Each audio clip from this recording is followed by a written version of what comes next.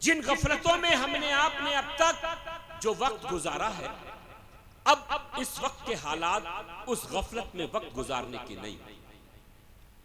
जिंदगी का मकसद खाना कमाना, घर बनाना, बच्चों को पालना सिर्फ नहीं है।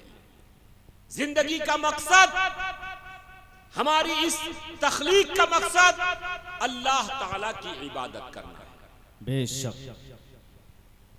हमने अपने आप को सिर्फ और सिर्फ खाने कमाने तक महदूद कर दिया है।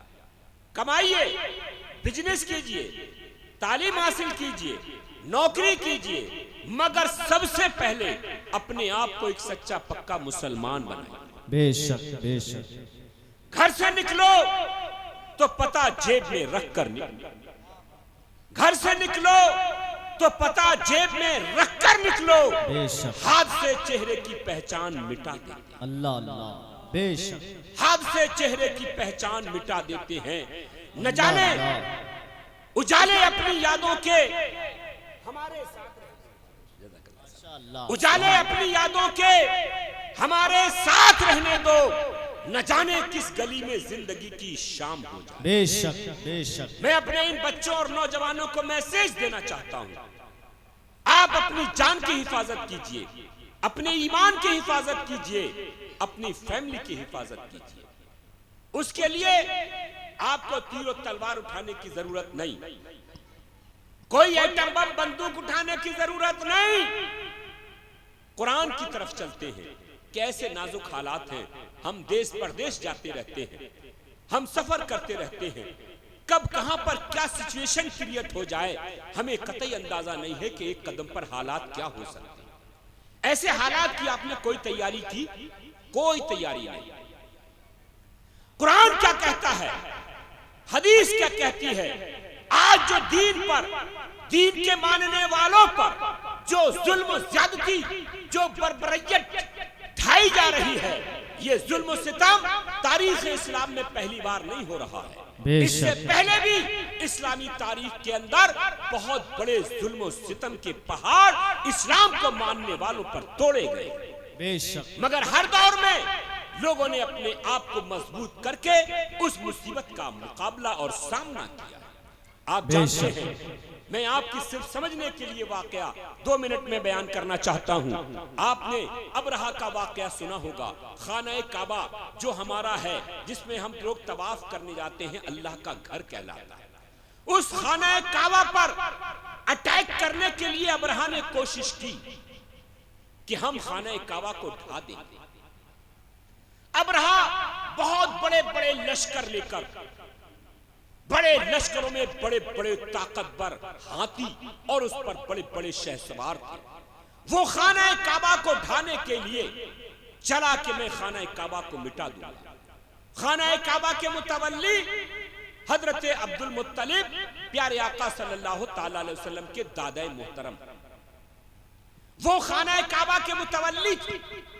उनको जब ये पता चला कि अबरहा खाना काबा को ढाने के लिए आ रहा है, हजरत अब्दुल मुत्तलिब ने क्या किया था, उस काम को करने की हमें और आपको जरूरत है।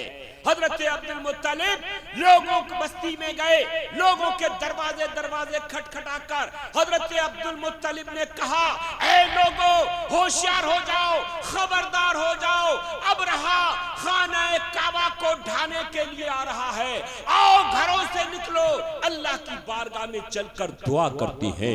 हजरत अब्दुल मुत्तलिब बस्ती के लोगों को लेकर पहाड़ पर गए। पहाड़ पर जाने के बाद हजरत अब्दुल मुत्तलिब ने अपने सर को अल्लाह ताला की बारगाह में झुका दिया, सजदे में चले गए और सजदे में हजरत अब्दुल मुत्तलिब ये दुआ करते हैं, ऐ मेरे परवरदिगार, ऐ खाना काबा के मालिक, तेरी बारगाह में आकर सरों को झुकाना हमारा काम था, वो खाना काबा की हिफाजत करना तेरा।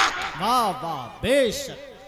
बेशक, ऐ मेरे वाह, वाह। परवरदिगार, तेरी बेशक। बारगाह में आकर सर को झुकाना वाह, हमारा वाह, वाह। काम था और खाना काबा की हिफाजत करना ऐ मेरे परवरदिगार तेरा काम है। प्यास लगती है, चलो अल्लाह, रेत निचोड़ी जाए, अपने हिस्से में समंदर नहीं आने वाला। अल्लाह अकबर। प्यास लगती है, चलो रेत निचोड़ी जाए, अपने हिस्से में समंदर नहीं आने वाला। और अपने काबे की हिफाजत हमें खुद करना है। बेशक, बेशक। अपने काबे वाह, की हिफाजत हमें खुद करनी है। अब अबाबीलों का लश्कर नहीं आने वाला। बेशक। अब अबाबीलों का ला, ला, ला। लश्कर नहीं आने वाला।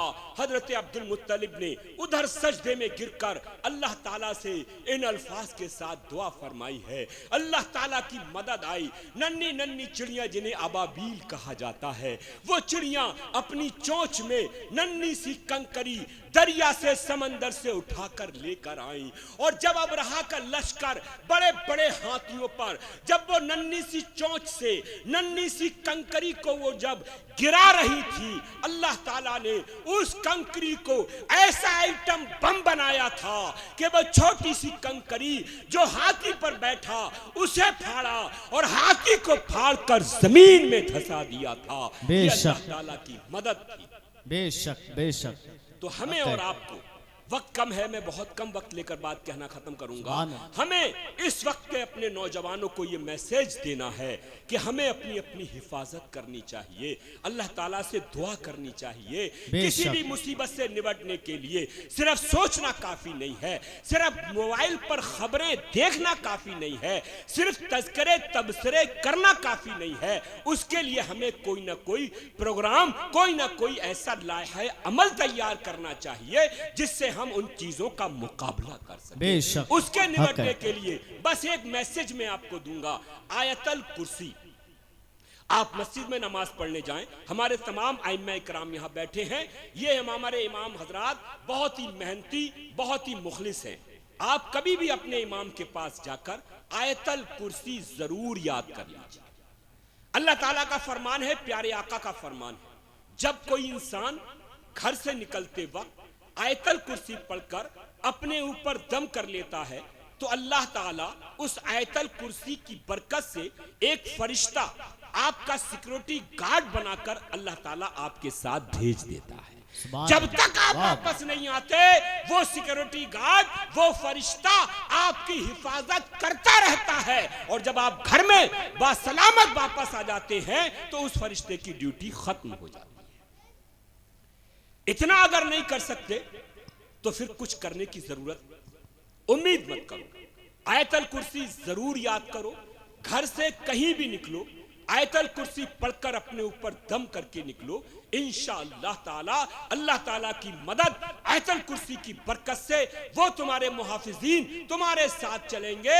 इंशाअल्लाह दुनिया की कोई भी जालिम ताकत, कोई भी जालिम, कोई भी चीज तुम्हारा किसी तरीके से नुकसान नहीं पहुंचा सकती। यही मेरा पैगाम है।